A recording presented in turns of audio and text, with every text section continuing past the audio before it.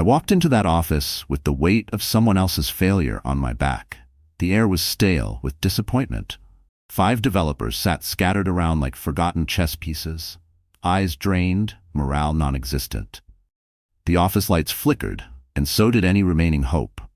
The company had burned through millions. What was once a promising SaaS startup in downtown San Francisco had turned into a cautionary tale. One wrong hire, one bad investor, one rushed product launch at a time, and here I was, handed the title of Head of Strategic Recovery. I didn't take the job for glory. I took it because I believed in turnarounds. I believed in second chances, not just for people, but for ideas. And this idea, it was still gold. The execution had just gone off the rails. So I started with what I always start with, listening. I spent the first month observing every system, every workflow, every person. No grand speeches, no massive cuts. I just watched, quietly, intentionally. I stayed late, cleaned up code myself, ran product tests solo, and built prototypes nobody asked for. I wasn't there to manage, I was there to resurrect. And in that silence, something started to shift. People noticed, not because I barked orders, but because I showed up every day and carried weight that wasn't mine. Eventually, the others began to mirror that energy. The hopeless started believing again. The lazy quit or got exposed. And the ones who stayed, they became warriors. 3 months in, we weren't just surviving, we were sprinting. But this story isn't about the rebuild. It's about the man who watched all of it and waited for the right moment to claim it. His name was Derek. I didn't know it yet, but while I was building a legacy brick by brick, Derek was quietly memorizing where each brick was laid. So one day, he could pretend the house was his. But we'll get to that. For now, the ship was turning, slowly, painfully.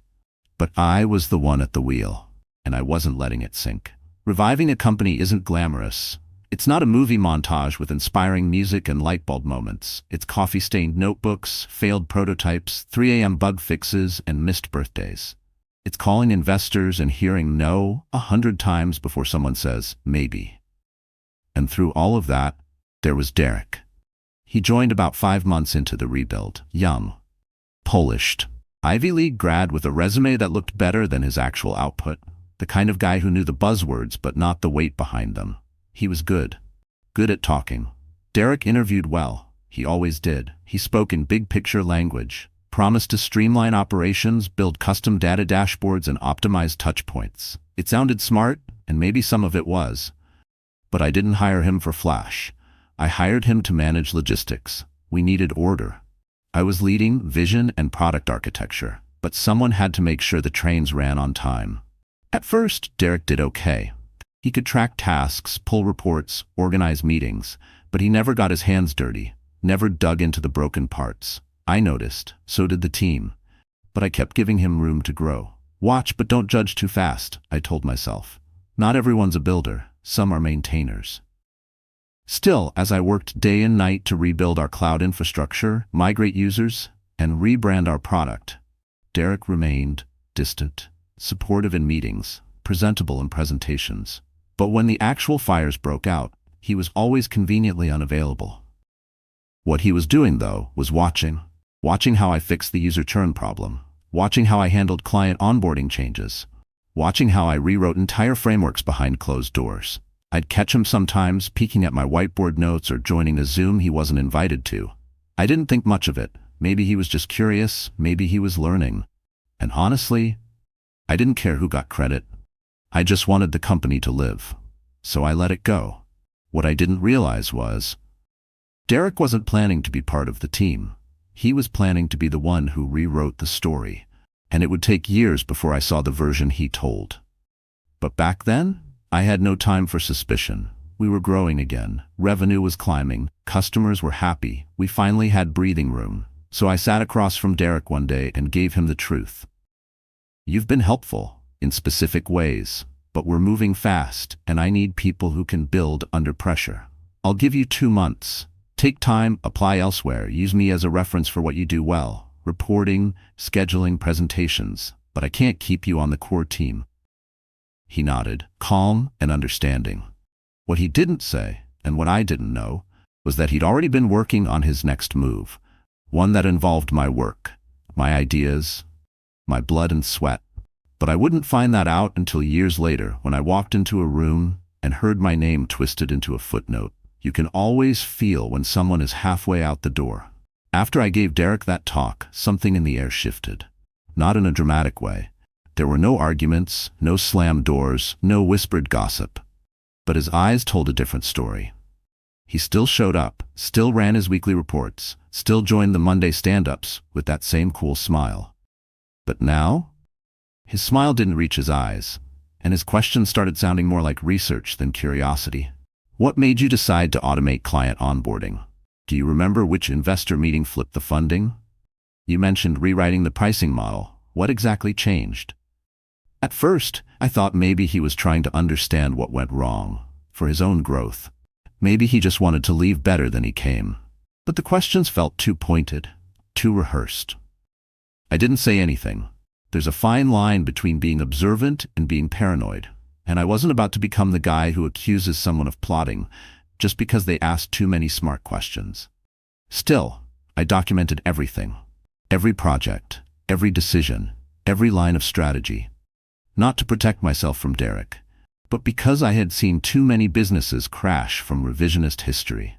The kind of lies that sound believable just because the real story wasn't recorded. 2 weeks before Derek's notice period ended, he stopped by my office. "Hey Elijah," he said, leaning casually on the doorframe.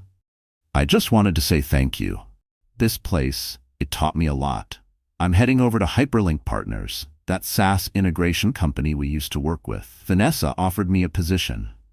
I remember raising my eyebrows. Hyperlink was no joke. They were one of our biggest collaborators, and Vanessa, their VP, was sharp. No nonsense. I had deep respect for her. "That's great," I said. "You'll learn a lot there. Be honest about your strengths. Don't overstate things. Vanessa values clarity over charm." He chuckled. "Don't worry, I'm just going to observe and contribute where I can." That should have been the end of it. I thought we parted on neutral terms.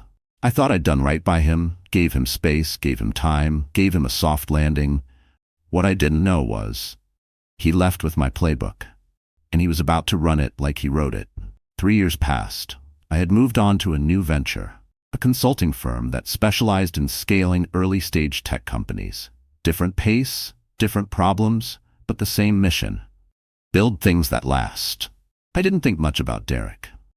In my head, he was just another stepping stone in my journey, a polished but passive observer who had moved on to a better-suited environment. Occasionally, I heard Hyperlink's name in industry circles, but I never bothered to look too deep. Until one Tuesday morning, I flew out to San Diego for a 3-day workshop with Hyperlink Partners. Vanessa, the VP, had reached out, hoping I could advise them on streamlining their growing integration systems. The timing was perfect. My calendar was light, and I had history with their infrastructure. It felt like a full-circle moment.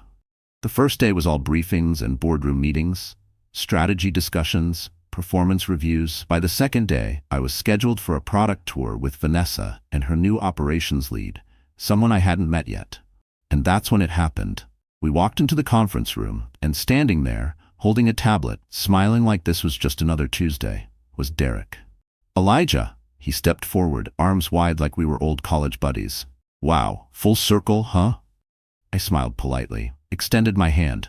Inside I was thrown off, not because he was there, but because he wasn't surprised to see me. Vanessa joined us a few seconds later, all business and energy. "You know Derek, of course. We're lucky to have him. He's been a driving force since he joined, helped us restructure our internal systems, streamline customer onboarding, rewrite the pricing model. Honestly, he saved our neck." My brain stalled. Those weren't just initiatives. Those were my initiatives, my blueprints, my late nights and unpaid hours, my scars.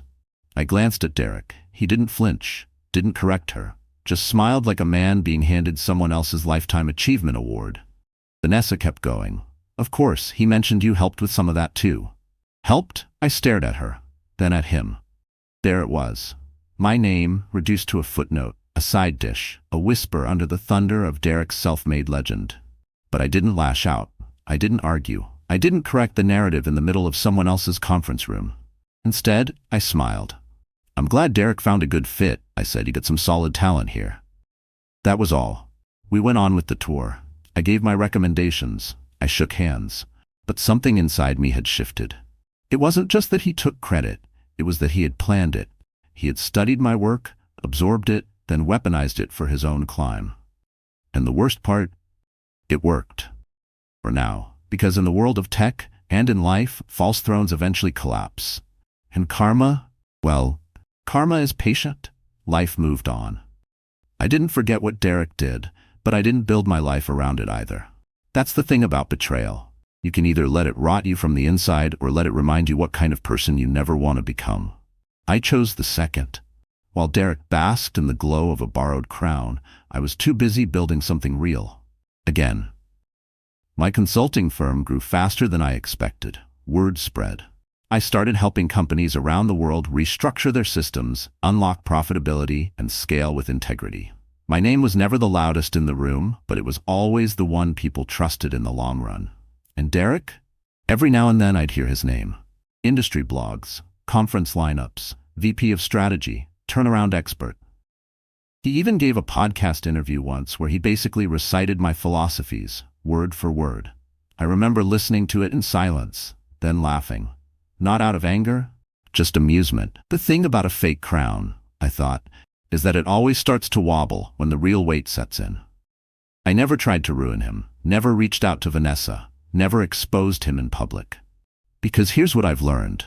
When someone steals your work to build their house, let them. Just don't help them when it starts collapsing. Years passed. Tech shifted, the market dipped, then COVID hit. Suddenly, the loudest voices had no answers. Flashy titles didn't know how to adapt. The ones who actually understood the bones of business, they kept things afloat. Quietly, steadily. And in that storm I got a text from a former colleague at Hyperlink. Guess who just got laid off? I didn't respond. Didn't need to. Because karma doesn't send invitations. It just shows up. Weeks later, I was back consulting with a company I once helped rebuild. The very one Derek and I worked at all those years ago. The new general manager, a bright, analytical guy I had personally hired to replace me, was doing great work. One morning he gave me a call. Hey Elijah, quick one. We're looking to fill a senior strategic ops role. There's a guy who applied, Derek Wilson. Ring any bells? I paused. Yeah, I said slowly. We worked together for a while. Well, his resume is stacked, the GM said. Claims he rebuilt the infrastructure from the ground up, drove pricing models, streamlined onboarding. Honestly, it reads like someone who basically ran the whole show. I stayed silent for a beat. What do you think? He asked. We didn't overlap, so I figured I'd run it by you before I make the call. I leaned back in my chair, staring at nothing, just remembering that boardroom in San Diego. Derek's smug silence, Vanessa's misplaced praise, my name buried under someone else's ambition. I didn't rant, didn't trash him, didn't exaggerate. I just told the truth. What Derek did, what he didn't do, what he watched me build, and later claimed as his own. You deserve someone who builds, I finished. Not someone who studies builders and takes credit once they're gone. The GM exhaled. Got it. That's all I needed. Thanks, Elijah. And that was that. No revenge plan, no sabotage, just a door quietly closed, and a lie left to dry out in the sun. The world didn't explode when Derek lost the job. There were no fireworks, no headlines, no satisfying slam of justice echoed through the valley. No one stood up to applaud, and he probably never even knew I was the reason the offer vanished. But that's the thing about real karma. It doesn't need an audience. It works best in silence. Some people want revenge to be loud. They want the world to know who lied, who stole, who betrayed. But me? I just wanted peace. And I got it. The moment I told the truth. The moment I walked away without needing to make noise. Because truth is louder than any accusation when you let it live long enough. Derek spent years polishing a reputation made of glass. He recited words he didn't understand. He stood on foundations he never poured. Eventually, the weight caught up to him, because you can only wear someone else's legacy for so long before it starts to crack at the seams. And as for me, I kept building, not to prove anything, just because that's who I am. A builder, a fixer, a silent architect of stability. Sometimes when I pass a certain office or hear a familiar phrase on a podcast, I remember those years, the late nights, the weight I carried, and the name that almost got erased from its own story. But then I smile. Because I know the truth didn't need to fight to survive. It just needed time. And karma? Karma never rushes, but it never forgets. Second story. She cheated, so I made her think she was being stalked. She still has no idea it was me. Not all heartbreak starts with a bang. Sometimes it begins with silence, the kind that builds slowly, day after day, until it drowns you. That's what it was like with Bianca. To everyone else, she was the dream. Charismatic, stunning, always the center of every room without even trying. She had a softness in her voice that made everything she said feel warm, even when it wasn't. We met just before she left for college. Different states, different time zones, but I believed in us. We texted every morning, called every night. She'd say things like, "You're the only one who gets me," or "No one on campus even compares to you." But behind those sweet words was a slow drip of emotional control. If I asked where she'd been, she'd twist it. "Why are you so insecure?" If I called while she was out, I was needy. If I pulled away, she'd suddenly get affectionate again, like she could feel the leash slipping.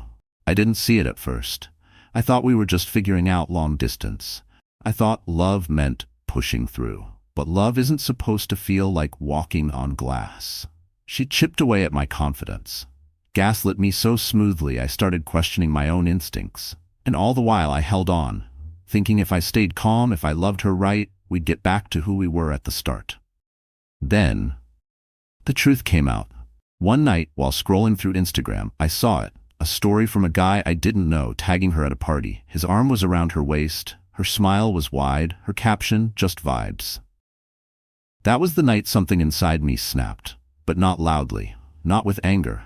I didn't call, didn't scream, didn't beg for answers. I just sat there in the dark and thought, "You chose this, you lied, you played me." But I wasn't going to play the fool. Bianca expected chaos. She expected yelling, blocking, a dramatic breakup. What she didn't expect was for me to stay calm, to collect, to plot. And that's when I decided, if she wanted to live a lie, I'd let her. But I'd make sure she never felt safe in it again. You want to pretend you're untouchable? Then let's see what happens when the ghost of your own lies starts watching you. That night, I didn't cry. I started planning. The night I saw that story, Bianca, glowing under neon lights, wrapped in someone else's arms like I didn't exist. I didn't lose it. I didn't send angry messages, didn't block her, didn't call to ask why. No. I turned off my phone and turned on a different part of my mind. I wasn't interested in closure. I wasn't interested in screaming matches or fake apologies. I wanted calculated confusion. I wanted her to taste fear in silence. She thought she had me figured out, that I'd fall apart, rant, beg, accuse. But what she didn't know was that I had one thing on my side that she never counted on: patience. So I waited, and I watched. Bianca didn't even know the games she played left trails. She had turned off her location for me, sure, but forgot about her Snap Map stories. Forgot that mutual friends could be tracked. Forgot that screenshots, tags, and timestamps exist. Over the next few weeks, I studied her like a blueprint. Her favorite bar near campus? The Hollow. Her party nights? Thursday and Saturday. The guy she flirted with? I had names, majors, and social handles. Her go-to lie? Studying with friends. I made mental notes of every detail. Built a private folder on my drive with screenshots, saved stories, voice notes from mutuals who didn't even realize they were feeding me intel. She wasn't just cheating, she was sloppy. And the more I learned, the calmer I became, because I realized Bianca didn't fear consequences. She thought she was too smart to get caught. That's where I came in. If you won't stop, I thought, then I'll make you look over your shoulder every time you step outside your dorm. I started sketching out a new identity. A persona who didn't exist, but who knew everything. Someone who could say just enough to make her unravel, without ever pointing a finger. That was the day I stopped being the boyfriend she lied to, and became the ghost of her guilt. She wanted fun. She wanted freedom. She wanted to lie without accountability. Cool. Then she'd spend the rest of the semester wondering who was watching her. And the best part? I didn't have to lay a single hand on her life.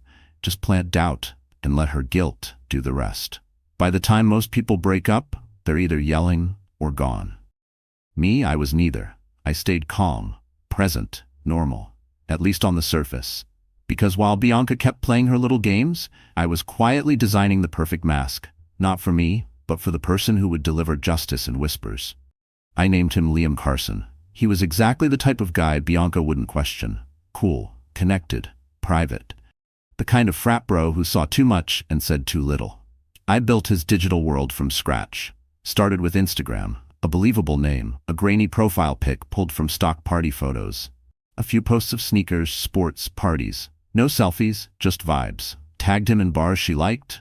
Made his following list match local students. Threw in highlights, Thirsty Thursdays, and Grid Night. Then came the connections. I followed a few local DJs, a handful of actual students she was friends with. It worked. Fast. Liam became real enough to exist, but vague enough to stay in the shadows. And that's when I made the first move. I used Liam's account to message my own account. Yo man, this might be out of line, but I think your girl's playing you. I stared at it for a second. Then I hit send. Then I waited. Later that night, I accidentally let Bianca see the DM when I was showing her a meme. Let her snatch the phone. Let her read it.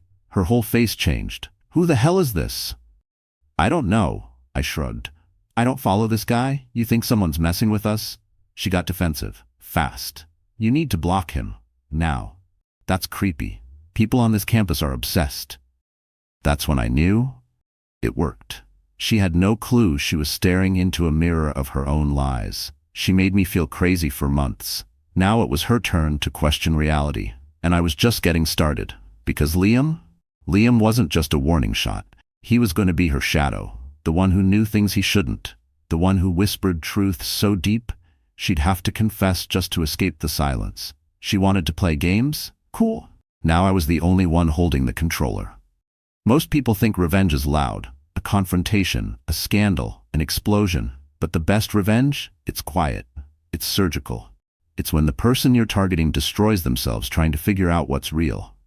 That was the plan. And Liam, my ghost in the machine, was the perfect tool. Now that I had Bianca's attention, it was time to rattle her bones a little. Using the Liam account, I sent a second DM to my real profile. Saw your girl again last night, the Hollow Bar. Third time this month. She was with that same dude, buzzcut, black jacket. They left together. Every detail? Real. The guy? Marco, one of the guys she flirted with nonstop. The bar? Her favorite Thursday night hangout? The tone? Calm, casual, but creepily specific. I waited until late that night, then I accidentally mentioned it to Bianca while we were on FaceTime. So, that Liam guy messaged me again? This time he knew where you were. She froze, didn't blink, didn't even breathe. What exactly did he say? She asked, voice low. I read it out. She started pacing her dorm room. That guy is obsessed, she said, almost to herself. This is scary now. Like, how does he know where I've been? I didn't respond. I just watched her panic. Because she knew it was true. She just didn't know how someone else knew. And that was the brilliance of it. She couldn't call it a lie, because it wasn't. She couldn't admit it to me, because that would blow her cover. She couldn't report it. Because how do you explain being stalked by someone who only knows what you've actually done? I followed up 2 days later, again from Liam. This time, I sent a message that would push her over the edge. You're really bold for cheating that close to your dorm. Same guy, same spot. You think no one notices, but people talk. Just looking out. I didn't show her this one. Instead, I waited. That weekend, Bianca deleted all her party photos, unfollowed a bunch of guys, even turned off her Snap Map completely for everyone. She told friends she thought someone was watching her. She stopped going out on Thursdays, started texting less, started sleeping with her blinds shut. The spiral had begun. And me? I kept playing the innocent boyfriend, concerned, gentle, supportive. Are you okay? Is someone following you? Do you think this guy's dangerous? She started second-guessing everything, started glitching in real time. Because Liam knew too much, said too little, and never left a trace. She had spent months lying in the dark. Now she was afraid of the dark itself. That's when I knew she was no longer scared of getting caught. She was scared because someone already had. And that someone was right there on her screen, smiling through a FaceTime call, just listening.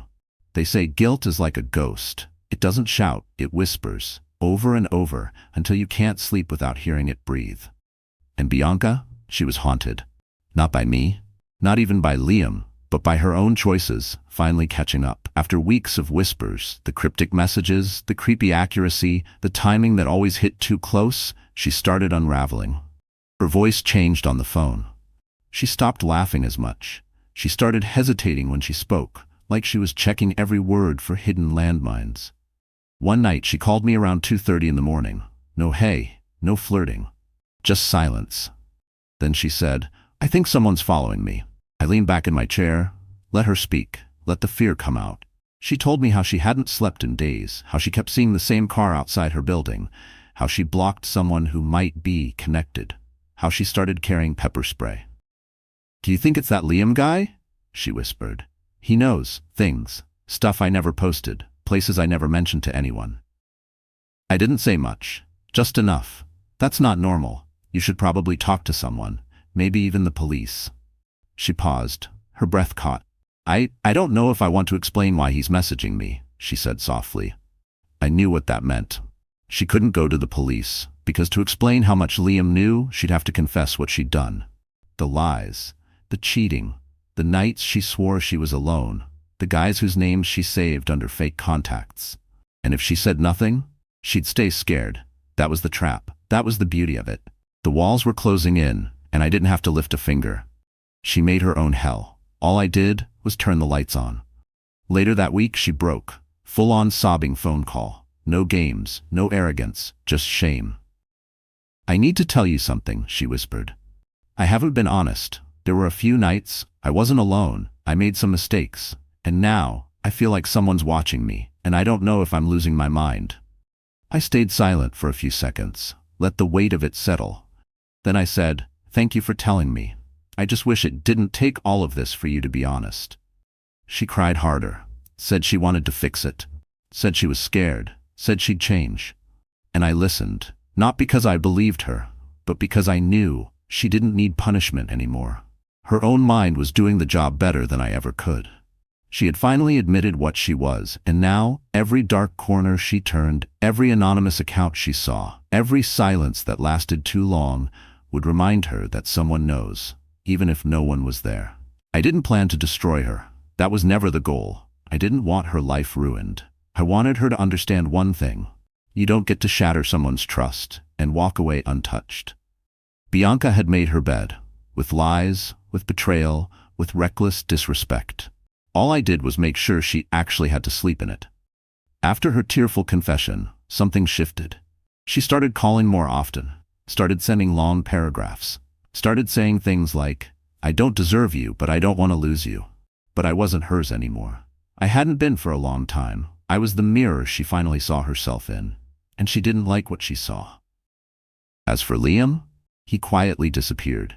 No more messages, no more sightings, no more digital trails. I deleted the account after her confession, wiped it clean, because his job was done.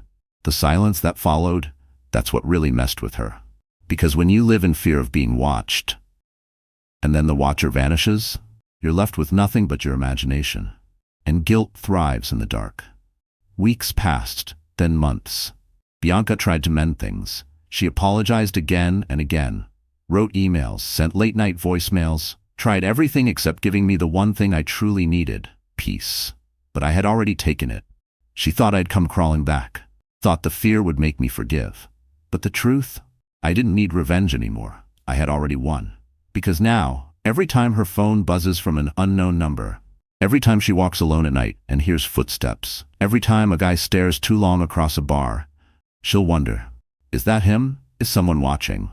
Did I really get away with it? And the answer? She'll never know. That's the punishment, the quiet, the stillness, the not knowing. Because what I gave her wasn't rage or revenge. I gave her uncertainty. And that lasts forever. You don't always need to raise your voice to be heard. Sometimes all it takes is strategy, patience, and the ability to walk away before they even realize the damage is done. Peace isn't something you ask for. It's something you take back, one calm step at a time.